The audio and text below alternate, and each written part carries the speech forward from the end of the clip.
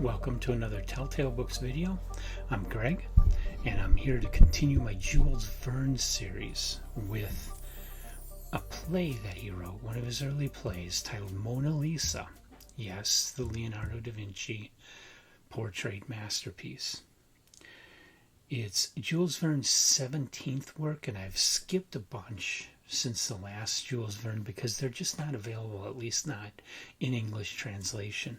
And reading Monna Lisa is in this book, Worlds Known and Unknown, by Jules Verne, published by Bear Manor Press and the North American Jules Verne Society. The editor of this line of books says in his introduction to the book that they are only translating and collecting the most interesting of Jules Verne's plays. They don't intend to do all of the plays, which is a little unfortunate because I'm kind of interested, and like I say, I'm trying to be a completist. I'm trying to read it all, but they're just not available. So I've had to skip down to Monna Lisa, and that's what I'm talking about in this video, number 17 of Jules Verne's bibliography.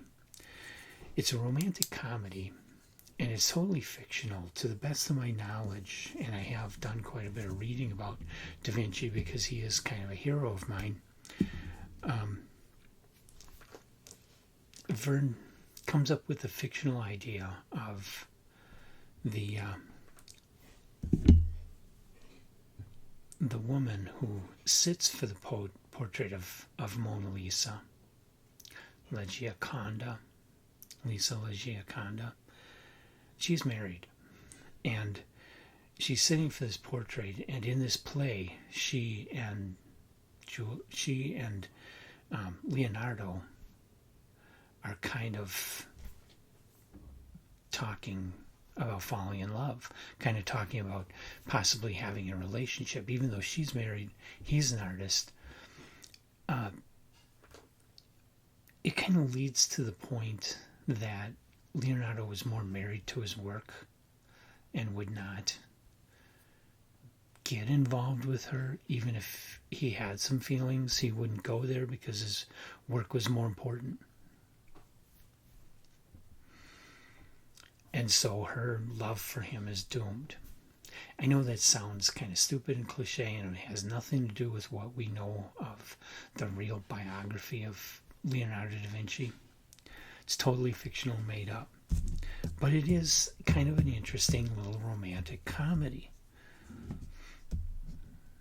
It's interesting how Verne takes this portrait and what little he knew of the circumstances of the portrait and creates this whole romantic fiction.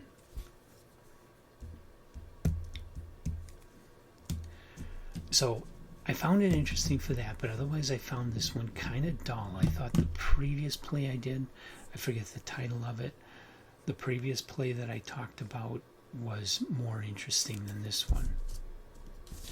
Do I have that written in here?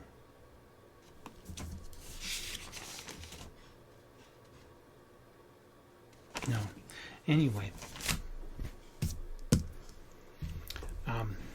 So far it is a good book. There's a lot more in this book. I'll be going through it as part of my complete Jules Verne project.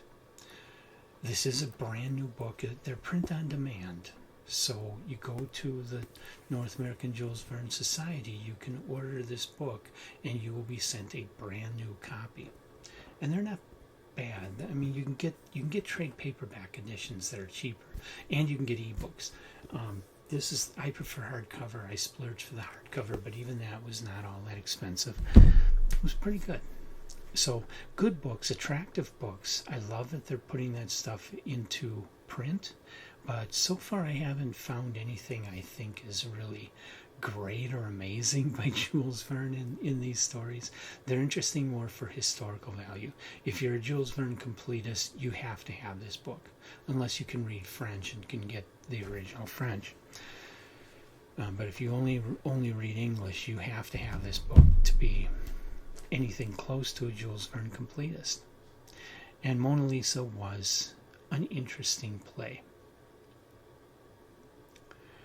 So have you by any chance gotten this book and read Mona Lisa? If so, leave your comments in the comments section of the video. And come on back for all the things we do here on Telltale Books. There's lots more to come, lots more Jules Verne to come. I'm just at the very beginning of his career. I'm almost caught up to where I started previously before I discovered all these little known early works. So hit the like button, hit the subscribe button, and we'll see you in the next video.